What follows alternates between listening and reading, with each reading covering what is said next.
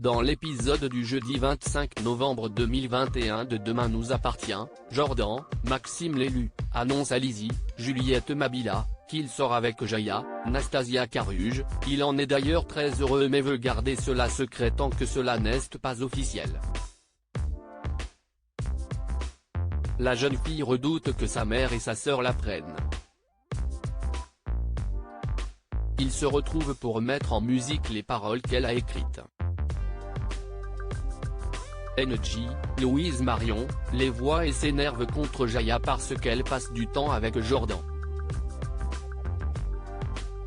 Jaya s'emporte à son tour, elle lui révèle qu'ils sont en couple et qu'elle n'a que faire de son avis négatif. NJ est attristé à cause de cette dispute. Soraya, Kenza Saibi Couton, va aller vivre chez Georges, Maëlle El Ajaoui, car elle est gênée d'habiter avec Gabriel, Martin Mille, et Nour, Sahel de Figueiredo, qui n'assument pas leurs sentiments. Cette dernière n'a pourtant visiblement pas envie que sa sœur s'en aille car elle va voir Georges et sa mère pour les dissuader d'habiter avec Soraya. À la coloc, Gabriel essaie aussi d'empêcher Soraya de partir en lui racontant que vivre avec Mona, Catherine Benguigui, sera pour elle un enfer. L'avocate rencontre Victoire, elle ne comprend pas pourquoi les jeunes gens veulent qu'elle reste car ils pourraient ainsi avoir une vraie intimité. Elle est malgré tout découragée de vivre chez Georges.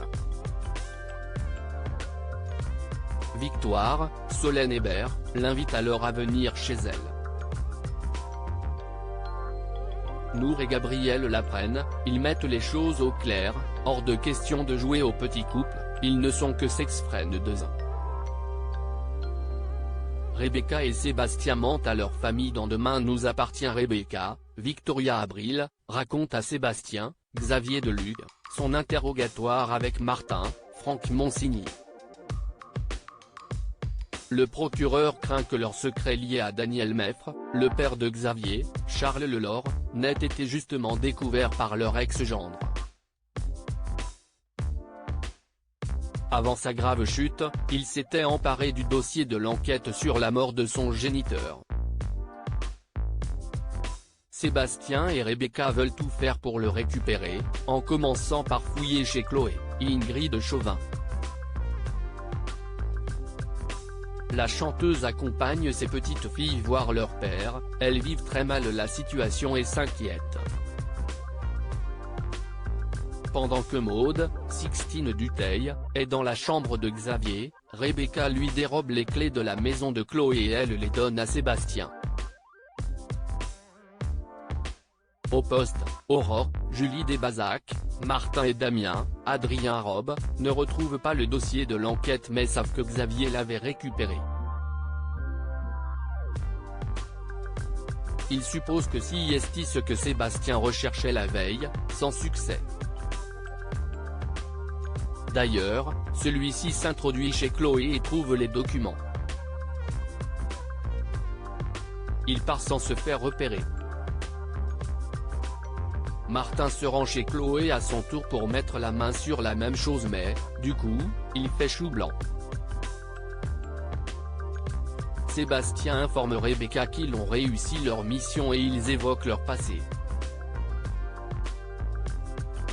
Elle lui reproche de les avoir abandonnés avec Raphaël, Jennifer Loret, au profit de sa carrière, il lui en veut de l'avoir trompé avec Daniel. Ils échangent néanmoins un court baiser.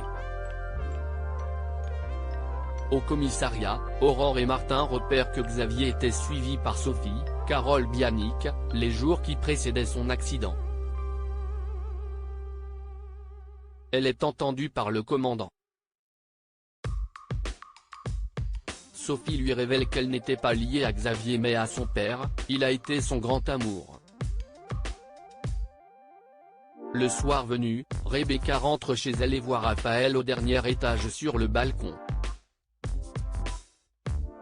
Elle est en proie à une absence et risque de sauter à tout moment. À suivre dans Demain nous appartient.